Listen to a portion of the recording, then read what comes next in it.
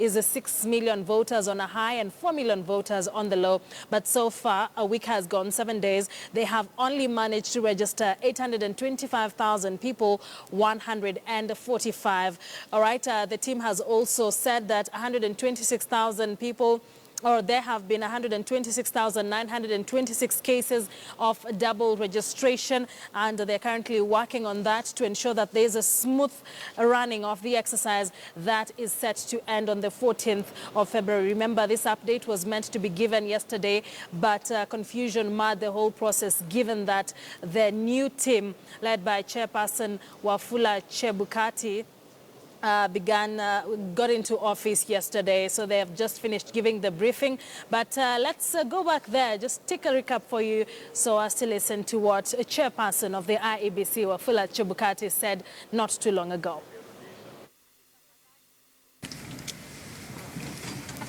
I'll proceed to issue a press release on the ongoing mass voter registration, phase 2, known as the MVR phase 2, and other related matters which are going on at the moment. The Commission held its first plenary meeting yesterday. I'm told the members of the media you are here, but we were in first plenary meeting, and we dealt with several issues of housekeeping and other issues. And among the issues we talked about is the progress on the mass voter registration. As a result, the Commission wishes to make the following statement. We just concluded the first week today of the mass voter registration, and we wish to remind Kenyans that the exercise will continue until the 14th of February this year. We urge Kenyans to register and not to wait until the last day. The Commission will not extend this period, and I want to repeat, the Commission will not extend this period. So Kenyans out there, please go and register and don't wait for the last day. The Commission has received preliminary data on the ongoing mass voter registration campaign for the first week. As we speak now, the total number of applicants for the last 7 days stands at 825,145, which translates to 58% of our weekly target of 1.4 million. The weekly target is 1.4 million. So the total number registered as up to now is 825,145 voters.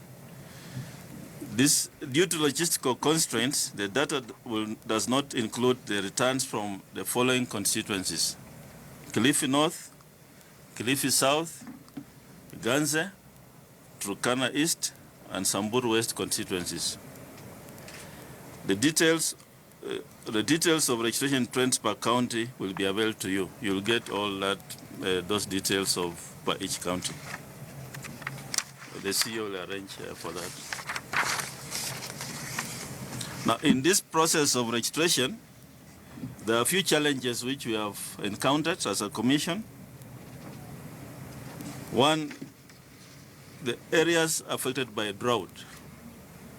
We have received reports that due to the ongoing drought in some counties has had a negative impact on the voter registration due to movement of people from one area to the other. And this is mainly the pastoralist communities. Another challenge we're encountering is insecurity. We have received reports of insecurity in some parts of the country, especially in Mandera, Pokot, Garissa, and Turkana. For instance, on the 18th of January this year, in a place called Chilomata Center, in Huluka ward of Ijara constituency, there was a reported incident of fire exchange between the police on patrol and suspected Al-Shabaab elements affecting the registration process. Fortunately, none of our staff was injured in the process, but that is one of the few incidents we have had. Another challenge we have encountered is registration of youth in institutions of learning. As you all know, the people between 18 and 23. Those are the people we are targeting for registration, and some of them are in colleges.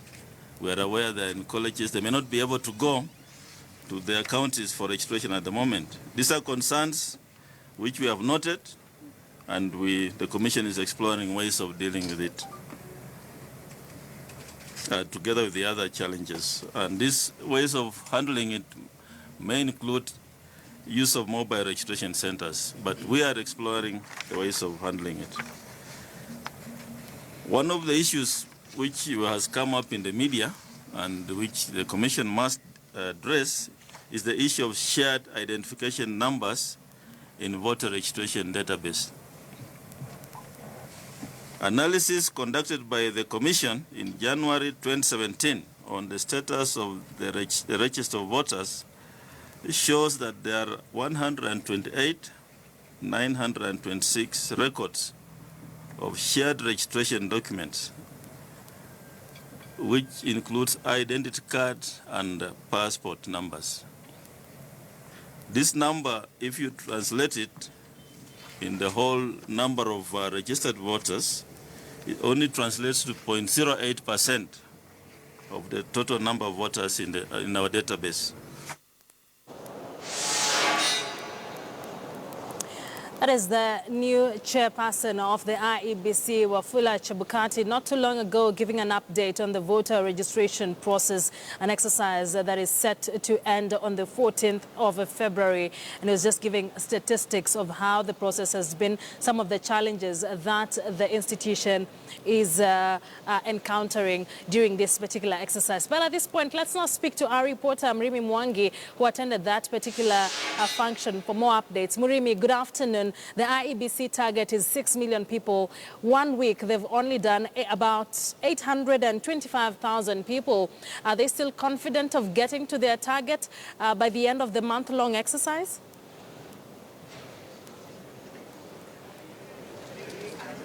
Good afternoon, Akisa. Indeed, it was the very first time that the new IEBC commissioners and the secretariat would be or were holding the very first press briefing together. But of course, the highlight of that was the figures of Kenyans that have so far registered as voters. The figure now standing at well over 800,000. Remember, as at last week, only some 500,000 Kenyans had registered as voters, and that figure has now risen by well over 300,000. But of course, the clarion call from the IEBC is for more Kenyans to turn out and register.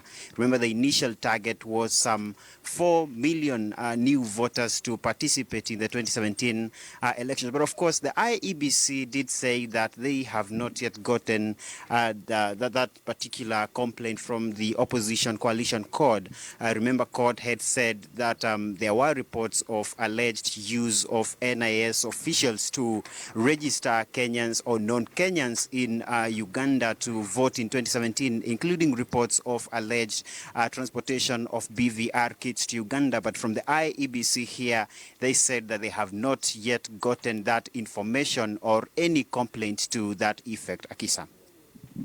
All right, Murimi, the team has also mentioned some of the challenges that they are encountering, especially with some of the drought-ravaged areas. How are they planning to tackle this particular situation?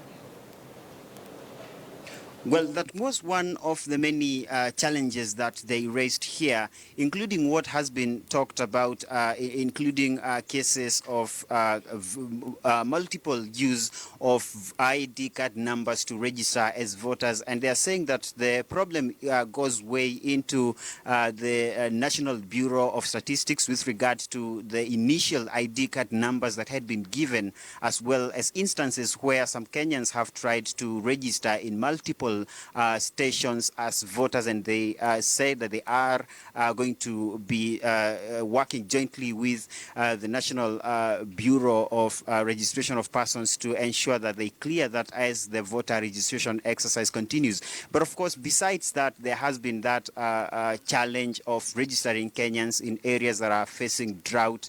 Most of the potential voters that the IEBC would register in those areas are busy searching for water and pastures. And of course, there is a suggestion to increase the BVR kits in those areas as well as ensure that there's more mobilization. Remember, the grassroots mobilization has so far been left to the political class. But of course, that in a way seems not to have worked so well for the past 2 weeks, given that the figures are still too low as compared to the initial IEBC target of well over 4 million new voters. So it is a challenge that the IEBC says it's taking positively and hopes to register more Kenyans and, in fact, beat that target of 4 million new voters. Akisa. Murimi, thank you very much. That's our reporter Mrimi Mwangi joining us live from the Anniversary Towers, which is the headquarters of the IEBC. And still talking about the mass voter registration exercise, President Uhuru Kenyatta is expected in Kirinyaga County anytime now to continue with the mobilization process to have more Kenyans register as new voters ahead of the August 8th polls. Our reporter Carol Nderi is now joining us live from Kirinyaga. Good afternoon, Carol. What are some of the expectations from the people as they await the visit by the president?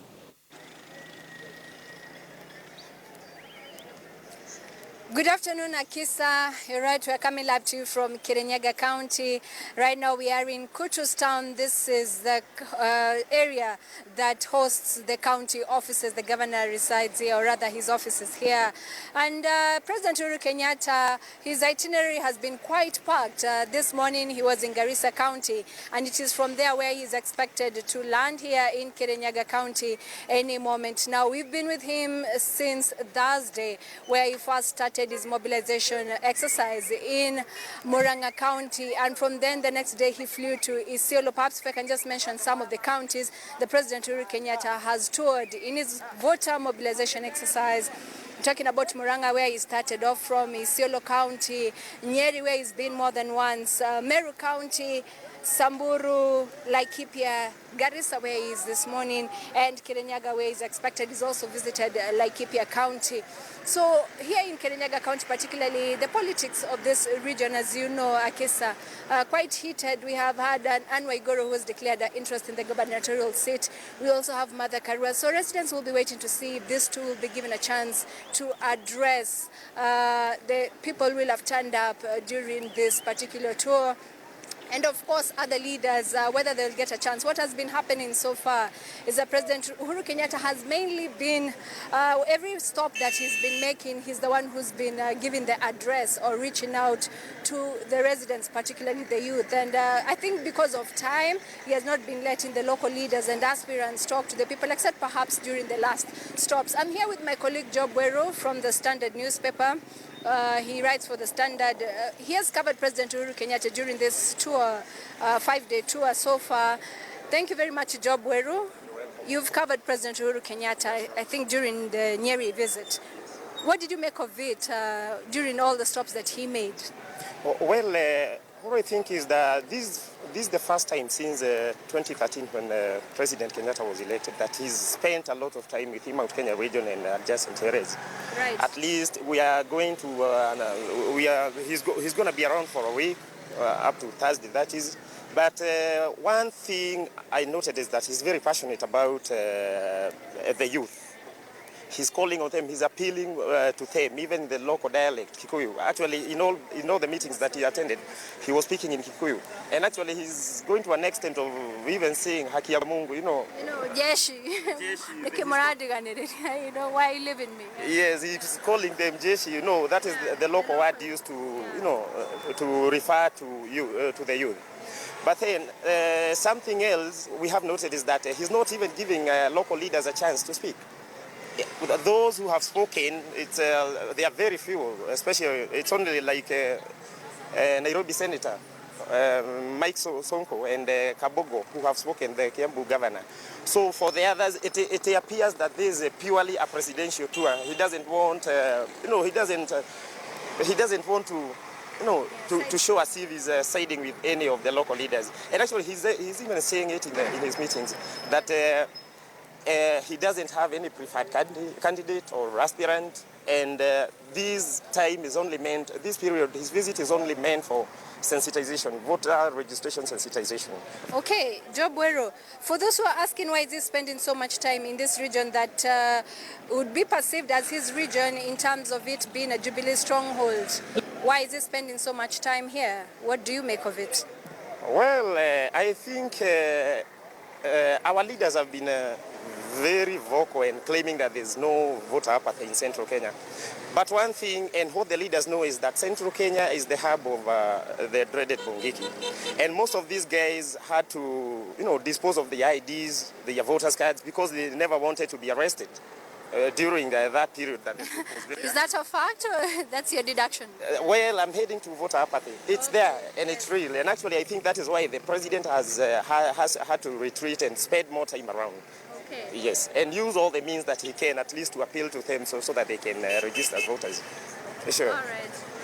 Okay, thank you very much, Akisa, Job Wero, and I here in Kirinyaga County, of course, keeping tabs for you. President Uhuru Kenyatta expected any time now here in Kirinyaga County. His itinerary is quite packed. He's supposed to make different stops, cover the area, an expansive area, as much as he possibly can. And by the end of today, we'll have gotten for you what will have transpired, what he'll have said, the local politics that will have played out. So we are here keeping tabs for you. Back to you, Akisa. All right, Carol, thank you very much. And as she says, we'll definitely be keeping tabs on that visit to Kirinyaga County. Remember, CORD leader Raila Odinga is also in Mombasa trying to mobilize new voters to register as voters ahead of the August 8th polls. And reporter Francis Ontomwa is currently following that up for us. He will be joining us later on in the program with more details. Now, Wiper Democratic Movement leader Kalonzo Musyoka has asked his supporters in Machakos and Kitui counties to register as voters during the ongoing mass voter registration exercise. Musyoka said he will be battling out with Raila Odinga and Moses Wetangula for the opposition ticket, adding that he was the right person to face the Jubilee candidate, President Uhuru Kenyatta.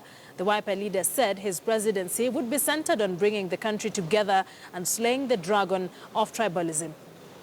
Nia yangu ni kuunganisha Kenya iwe kitu kimoja. Hakutakuwa Mkikuyu, hakutakuwa Mjaluo, hakutakuwa Mkamba, bora tu Mungu yeye mwenyewe ndiye aliamua nizaliwe Mkamba. Tuko pamoja? Lakini imejulikana nani Kenya hii anaweza kuunganisha Kenya. Kazi yangu ile ninataka tufanye mpaka tuikamilishe na tupate ushindi ni kuhakikisha kwamba ndugu Stephen Kalonzo Musyoka ndio president wa Republic of Kenya on the 9th of August 2017.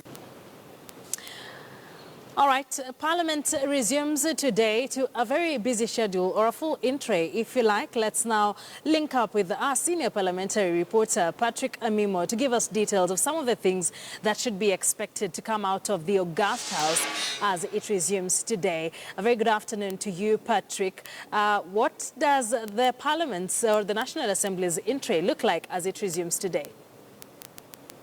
Thank you, Akisa. Indeed, Parliament, the National Assembly, resumes today after the Christmas and New Year break, which they took, despite the fact that they also invited on 2 occasions to debate, to have a special sittings where they also did a debate and pass the membership for the appointment of those members of the Anti-Corruption Commission, the chairperson, Archbishop retired Wabukala. We also saw the members of the National Assembly also pass the appointments of the Independent Electoral and Boundaries Commission team that really took office formally yesterday, that is led by Wafula Chebukati.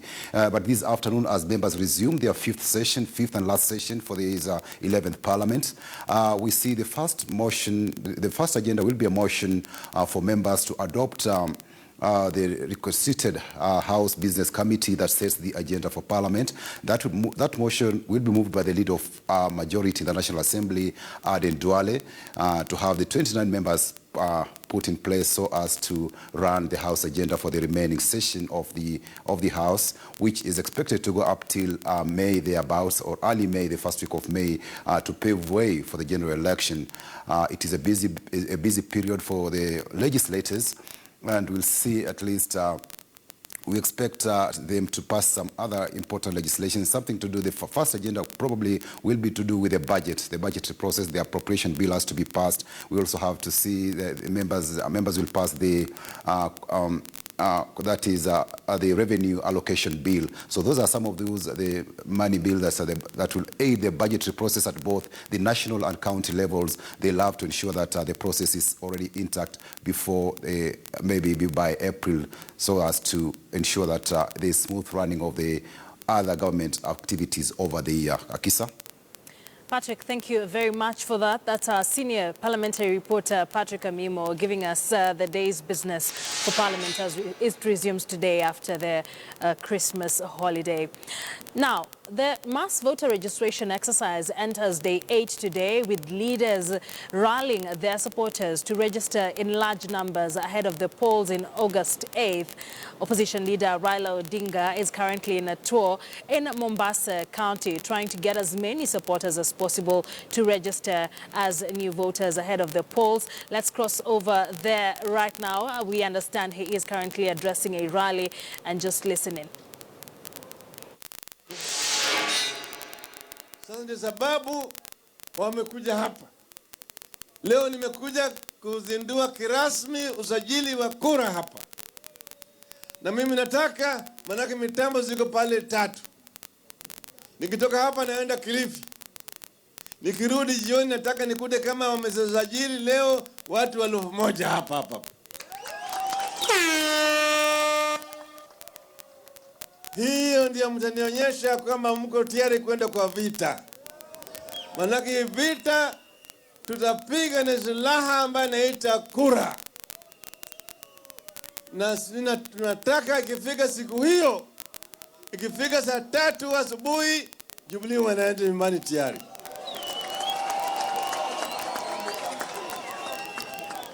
Juzi tulikuwa na Ali Hassan Joho kule Ghana. Tulialikwa kwenda kushuhudia kuapishwa kwa rais ambaye alichaguliwa, Nana Akufo-Addo. Huyo Nana Addo alishinda mwaka 2008, wakaibia yeye kura. 2012 wakamwibia kura, lakini hakukufa moyo. Waliendelea na wakasema mara hii hakuna ya wizi ya kura tena. Sawa. Sasa kura huibiwa kwa hatua 4. Ya kwanza ni watu kutojiandikisha kupiga kura, sio kwa maksudi wao, lakini kuzuiliwa na shirika ya uchaguzi. Sawa. Pili, siku ya kupiga kura, saa ya kupiga kura. 3, saa ya kuhesabu kura. 4, saa ya kutangaza matokeo ya kura. Sawa. Sasa sisi kama wana ODM, wana CORD na wana NASA, tumefanya mpango kambambe ya kulinda kura. Tunataka kila kituo cha kupiga kura, nataka watu wajitokeze. Naitwa adopt a polling station. A polling station. Kule Ghana walikuwa na stations, vituo vya kupiga kura 29. Na kila kituo walikuwa na watu. Hapa sisi kama chama cha ODM tuko na watu 58 katika kila kituo cha kupiga kura. Nataka mtu ajitokeze. Wanasema kule Ghana wanasema adopt a polling station. Mtu anajitokeza, anatoa $100, anasema anasimamia gharama yote katika hiyo kituo cha kupiga kura. Naelewana sawa sawa? Na hapa inawezekana vile vile kwetu. Sio inawezekana? Inawezekana. Alafu tunakuwa na watu wale ambao kazi yao watakuwa ni maagent, wanakaa tu pale, chakula wanaletewa na hao watu makamati hapa na kulinda kura. Hiyo tunataka kufanya kwa vituo 44 yote katika taifa letu. Watu wajitokeze na washike walinde vituo, sawa sawa. Alafu siku ile kabla tujafika kule, hapa wakati wa kusajili sasa, nataka tujue katika kila kituo watu wangapi wanaishi hapo ambaye wako na vitambulisho lakini hawana kura. Alafu vijana wanaenda wanafanya msako, hawa watu wote wanaletwa hapa wachike kura, sawa sawa sawa. Alafu juzi Uhuru walisema ati ile shirika ya kusajili watu kupeana vitambulisho, sasa siku 3, kila saa 3 vitambulisho zitoke. Na hiyo tunataka itoke kwetu zote. Wale ambao wana vitambulisho tunataka wapewe vitambulisho. Ile registrar of persons wawe hapa vile vile, nataka wawe hapa wanapeana vitambulisho hapo. Sawa sawa? Ili watu wetu wote washike vitambulisho na wachukue kura. Na kura ndio silaha ya kwenda nayo huko. Sawa? Tunasema kwa Jaluo wanasema ukienda kuwinda chui, unawenda na ndugu yako wa tumbo moja. Mbala yake saa ile chui imekurukia wewe, wengine watakutoroka, watakuacha wewe. Lakini ile ndugu yako atasikia damu. Sawa? Sawa? Nyinyi ndio wa ndugu yangu wa tumbo moja.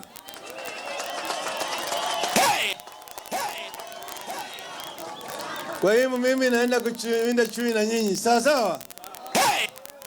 Simuona mimi tayari nimeshashika mkia ya chui. Simeshika mkia yake. Na nyinyi mko wapi? Mnakuja? Au mnataka chui anirarue? Na mbona hamna silaha? Nataka mbebe bunduki na risasi. Chui ndio hiyo, mwanze kumpiga. Sawa? Sawa? Kila mmoja abebe silaha ndio awe mwanajeshi wa Gwambu. Vijana mpo? Wamama mpo? Saa ya kuunda silaha ni sasa. Na si nyinyi wenyewe mna sababu. Nimeambia nyinyi wakati ingine. Kule Tanzania wakati ingine Idi Amin Dada, yule aliyekuwa rais wa Uganda, alipeleka majeshi yake Tanzania mkoa wa Kagera. Akavamia Kagera mwaka 79. Akachukua mkoa wa Kagera akatangaza ni Uganda sasa. Sasa wakaingia kwenye shamba ambaye kulikuwa na ng'ombe za gredi. Wanapiga na risasi na wanachinja. Wanapiga na risasi wanachinja. Wakaenda kwenye ile mtambo ya sukari ya sukari kule Kagera na Kagera Sugar Company. Wakachoma. Sasa Mwalimu alipoona haya yote, Mwalimu alilia machozi. Akaongea na taifa la Tanzania. Akawaambia Watanzania tuna sababu. Watanzania tuna nia. Watanzania tuna uwezo wa kupigana na mlowezi Amin. Mimi natangaza vita dhidi ya Idi Amin. Na akatuma jeshi ya taifa la Tanzania Kagera.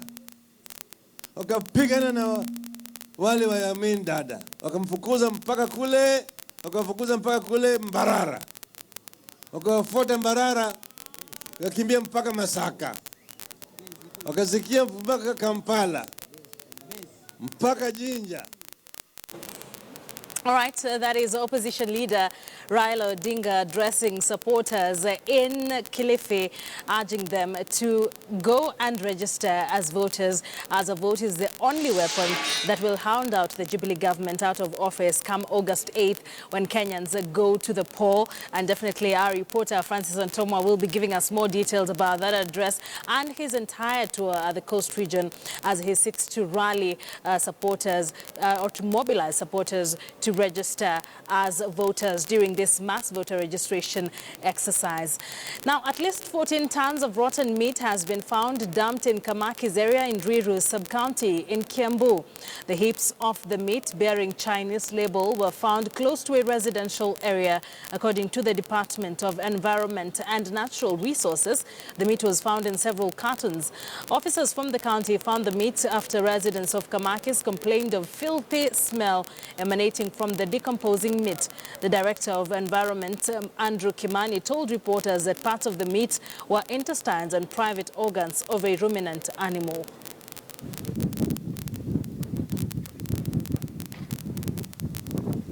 So we wish also to caution anybody who will be found handling this meat, and especially those who are making, those are in informal butcheries.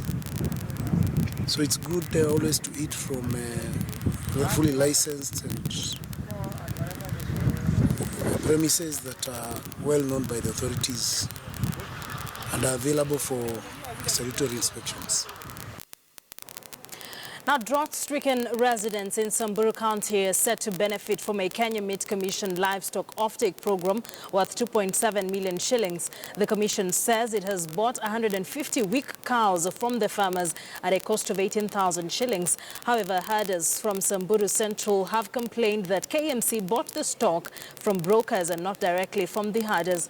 According to the KMC veterinary officer in charge, Dr. Olesairio Suleiman, the weak animals are bought before they succumb to the drought. The KMC will follow the distribution criteria used in relief food distribution by the county government. 1,000 families are to receive 2 kilograms of meat each and a higher ration of 18 schools as well. The most affected areas are Samburu North and Samburu East. Relief food inapeanwa pamoja na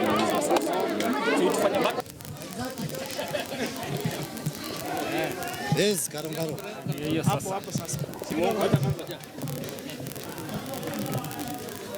Hii nyama tuna expect tena ifikie wale wako manyumbani, wale hawangeweza leo kufikia hapa kuja kuwachukulia. Only meat that is fit for human consumption have been passed. As you can see, all these people, they have already been given meat. Moving on, political leaders from Elgeyo Marakwet want the government to increase the number of police reservists to address perennial attacks from cattle rustlers suspected to be from the neighboring Tieti constituency in Baringo County. Speaking in Aror area, Elgeyo Marakwet County, during a peace meeting aimed at restoring normalcy in Kerio Valley, the leaders urged the communities living in the volatile Kerio region to uphold peaceful, fruitful coexistence.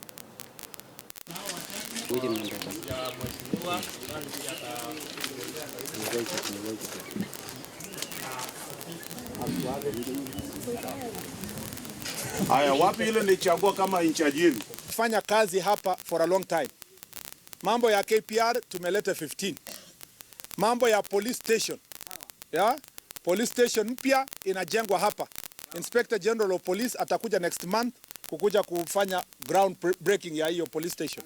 Mashule hakuna watoto, hakuna wanafunzi na KPR hawatachunga mashule.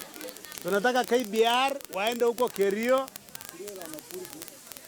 na askari wa police na AP wa kae all our schools kuchunga ili wanafunzi warudi kesho.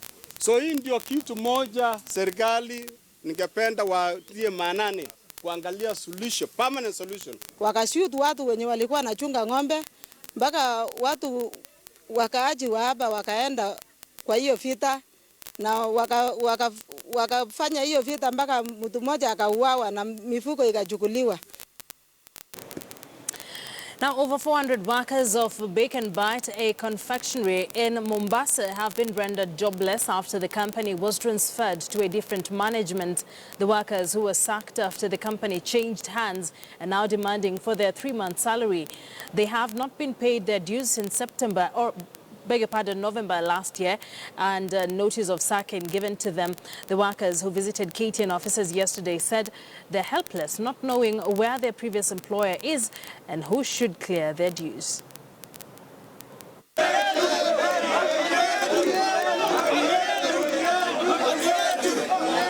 Hawa ndio watu ambao wanakuja kutapeli watu kwamba wanafanya kazi, na wanatumia hii kwa vile wana nguvu, wana pesa, wana uwezo wa kuungana na wale wakubwa ambao wako juu yetu.